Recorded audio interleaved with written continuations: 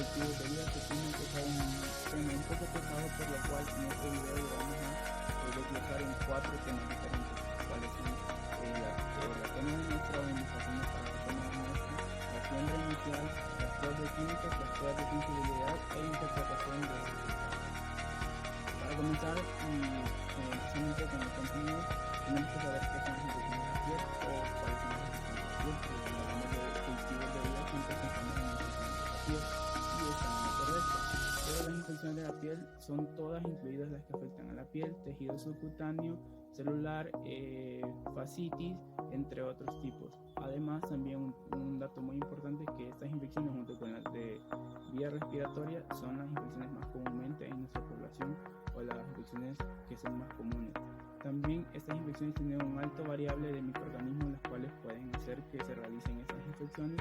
¿A qué me refiero con esto? Estas infecciones pueden causarse por microorganismos que nosotros tenemos en nuestra microbiota normal, de nuestra piel o nuestras mucosas, o de microorganismos que puedan ser exteriores del medio ambiente. Pero cómo estos entran en nuestro cuerpo y hacen estas infecciones es algo muy importante. Estas infecciones se pueden hacer de la siguiente manera. Hay 3 formas, cuales son exógenas, endógenas y sanguíneas. Las exógenas son estas infecciones las cuales tienen por decirlo así, soluciones que penetran en nuestros organismos, causando posteriormente una herida, pueden ser por una herida, por una mordedura, por una quemadura, siendo de esta índole exógenas. Otras que pueden ser endógenas, las cuales son por operaciones, y las sanguíneas que son por focos de infección constantes, focos de infección sanguíneos constantes, los cuales son por vía mecánica. Luego, un dato muy curioso, la toma de muestra. La toma de muestra es el proceso por el cual se toma tejido o se toma fluido para el examen microbiológico. En esa toma de muestra, algo muy importante es que la toma de muestra sea confiable. ¿Por qué confiable? Porque en esa toma de muestra depende, o de esa toma de muestra depende los resultados o la interpretación del examen microbiológico, ya que si no es de origen confiable, los exámenes o la interpretación será totalmente negativa. Después, las dificultades de la toma de muestra. Este es un punto que afecta mucho a los licenciados del laboratorio clínico, ya que la toma de muestra, como ya les dije antes, tiene que ser confiable. También esta toma de muestra, aparte de ser confiable, debe de ser de una sección de la infección o de una zona de infección, la cual sea, por decirlo así, relevante, que se mire que es una infección que, por ejemplo, se mire que lleva mucho tiempo sin cicatrizar o otras observaciones, y que por lo que se tome la cantidad necesaria de muestra, y que también hagamos lo mínimo por contaminar la muestra de microbiota normal de la piel, ya que esto puede alterar muchísimo los exámenes microbiológicos. Luego, las condiciones generales de la toma de muestra. En esta se recomienda que la muestra se tome antes de que la persona esté tomando antibiótico, o se esté automedicando o esté tomando algún antibiótico que no sea precedido por un doctor, ya que puede alterar también los exámenes microbiológicos. Además de que también posteriormente o después de la toma de muestra, el área de toma de muestra se tiene que limpiar y desinfectar. En caso de que sea biopsia o otro índole de la toma de muestra, puede ser que se ocupen otros porcentajes o se ocupen otras, por decirlo así, otras medidas en caso de biopsias. También algo muy importante es que, como les decía anteriormente, que esta toma de muestra sea de una zona donde se note que sea una herida que sea significativamente clínica, que a esto se refiere que la herida lleve mucho tiempo sin estar cicatrizada, y que la muestra sea, por decirlo así, de la zona donde no sea, por ejemplo, tejido necrotizante, sino que sea tejido significativamente clínico. Muchas gracias. Continuando con las consideraciones generales, aunque no se recomienda la toma de muestras con hisopos, es un método muy sencillo, no invasivo, barato y conveniente para la mayoría de heridas abiertas. Se ha cuestionado que los microorganismos que se encuentran presentes en la superficie de las heridas no representan los microorganismos que se encuentran en la profundidad de esta, y se pueden aislar microorganismos patógenos que no participan en la infección o microorganismos presentes en la microbiota comensal del individuo. Sin embargo, la mayoría de heridas se encuentran colonizadas por microorganismos de origen endógeno, por lo tanto, si están en la profundidad, muy posiblemente se encuentran en la superficie. Si se toma la muestra con hisopo, se debe tomar con dos hisopos diferentes, debido a que uno se utilizará para inocular los medios de cultivo y el otro para realizar la extensión para la coloración de Gram. Si solamente se toma con un hisopo, entonces primero se inoculan los medios y luego se realiza la extensión. Para la obtención de muestras, después de la limpieza y la antisepsia, se debe tomar en cuenta el tipo de lesión que presenta el paciente. Si son abscesos cerrados, entonces la muestra será tomada con jeringa y aguja, preferentemente de una zona de piel sana. Si no se obtiene muestra de esta forma, se puede inyectar suero salino estéril y luego volver a aspirar. Luego de la aspiración, se debe eliminar el exceso de aire, tapando la aguja con una gasa estéril impregnada con alcohol para evitar el riesgo de aerosoles. Luego de esto, se cambia la aguja por una estéril para poder inocularlo previo a la desinfección del tapón de goma a un vial de transporte para anaerobios. Si no, solamente se asegura bien la aguja y se manda lo que es al laboratorio. Si son heridas abiertas, se toma la muestra con hisopos. Es importante que no se frote muy fuerte para evitar el sangramiento. Si la herida está muy seca, entonces se recomienda impregnar previamente el hisopo con suero salino estéril y también se recomienda que el hisopo sea de alginato. El hisopo se mandará al laboratorio en medio de transporte específico como Amies, Stuart o medio de transporte para anaerobios. En determinadas heridas, como quemaduras o heridas crónicas, es recomendable tomar más de una muestra en diferentes zonas de la herida, debido a que una sola muestra no representa todos los microorganismos que pueden estar produciendo la infección.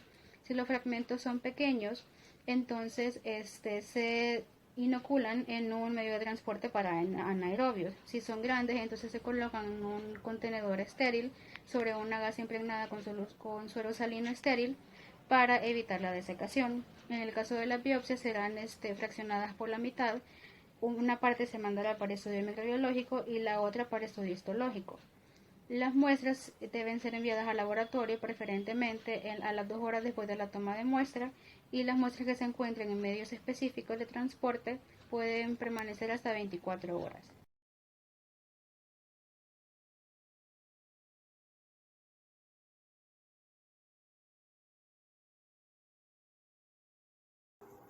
Para iniciar, nosotros vamos a recibir la muestra en lo que es un medio de cultivo de transporte. Este puede ser Stuart, Amies o un medio de transporte para anaerobios. El laboratorio va a procesar la muestra según lo que el paciente solicite y según el reglamento que el laboratorio tenga para procesar las muestras. La frecuencia en la que se puede aislar la flora microbiana que se encuentra en la piel al hacer el cultivo de herida es muy probable, por lo cual es de suma importancia hacer una elección adecuada del medio de cultivo en el cual se procederá a la muestra. Los medios de cultivo de elección para realizar el cultivo de herida están agar sangre, agar chocolate, agar McConkey, agar vancomicina, cannamicina, agar bacteroides bilis esculina y agar saburo. Entre los caldos que se utilizan para mantener la bacteria viva se utiliza el caldo infusión cerebro-corazón, el caldo tríptica soya y el caldo de enriquecimiento. El caldo de enriquecimiento está utilizado nada más cuando las muestras son anaerobias. Las muestras se procesan primero inoculando la muestra en los agares sólidos, iniciando por los agares para anaerobios. Luego se procede a inocular en los caldos y por último se procede a hacer la extensión y la realización de la tinción de grano. La temperatura en la que estos se deben de incubar es de 35 a 37 grados centígrados. Las bacterias anaerobias usualmente deben estar en una atmósfera con dióxido de carbono y esto se hace mediante jarras de anaerobiosis. Las placas y los caldos que se han incubado deben revisarse diariamente, a excepción de las placas que han estado en un ambiente de anaerobiosis. Estas deben revisarse cada 48 horas. Las placas que han sido puestas en jarras de anaerobiosis deben estar incubadas por 7 días. En el caso de muestras que hayan sido por mordeduras, estas se deben de incubar de un periodo de 7 a 10 días, ya que los patógenos que causan estas heridas son patógenos que necesitan extremas condiciones de incubación. Los caldos se incuban por un periodo de 4 días. Cuando los caldos presentan cierta turbidez, se subcultivan en placas sólidas.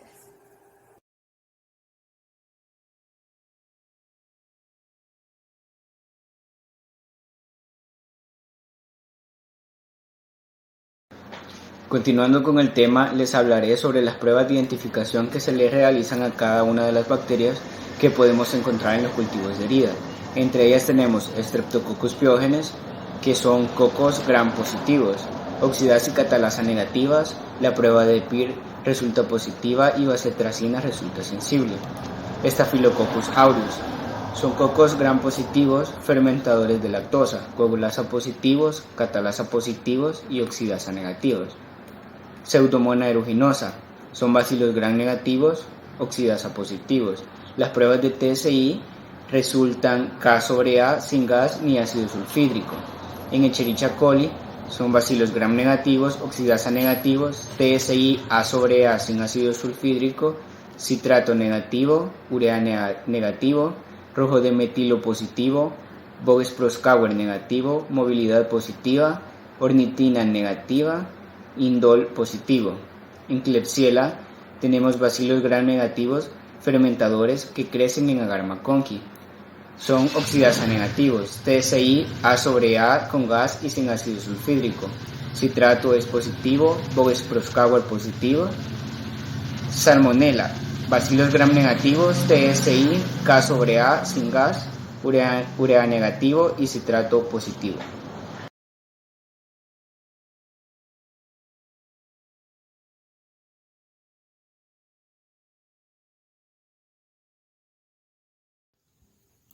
Continuando con el tema, tenemos las pruebas de sensibilidad. Las pruebas de sensibilidad bacteriana se llevan a cabo mediante el antibiograma. El antibiograma nos sirve para poder determinar si una bacteria es sensible o es resistente a uno de los antibióticos. El estudio de la sensibilidad in vitro es uno de los requisitos previos para la eficacia en vivo de un tratamiento con antibióticos. Durante muchos años en los laboratorios de microbiología, para poder realizar el antibiograma, se ha utilizado un método que es el método de difusión por disco o también llamado método Kirby-Bauer, y esto se ocupa más bien en función más por su comodidad, economía y fiabilidad al momento de hacer las pruebas de sensibilidad. El microorganismo a investigar se inocula una o varias placas, en este caso sería en agar Müller-Hinton, y sobre la superficie se colocan los discos de los antibióticos que se van a utilizar correspondientes a cada uno de los microorganismos aislados.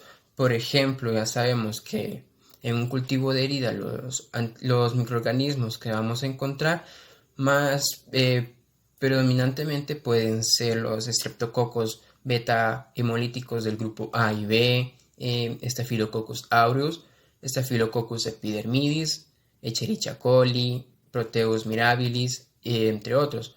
Para poder determinar qué antibiótico va a ir, lo que tenemos que hacer es consultar las tablas del CLSI y ver del antibiótico que se va a ocupar y cuál es la concentración que éste requiere para el estudio del antibiograma.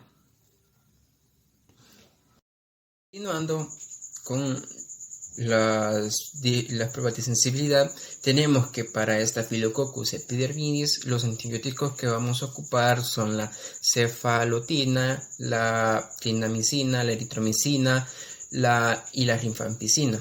También tenemos que para Staphylococcus aureus los discos de antibióticos que vamos a ocupar son la ceftriaxona, la amoxicilina, la oxazolina, la ampicilina más sulbavatam y la vancomicina.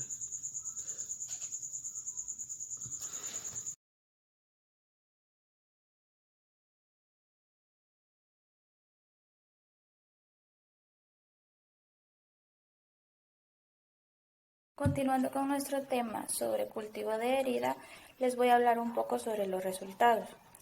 Si se identifican bacterias patógenas dentro del cultivo, lo más probable es que sean las responsables de la causa de la infección. Normalmente estas infecciones son ocasionadas por un tipo de bacterias de 2 o más patógenos que puedan ser anaerobios y aerobios.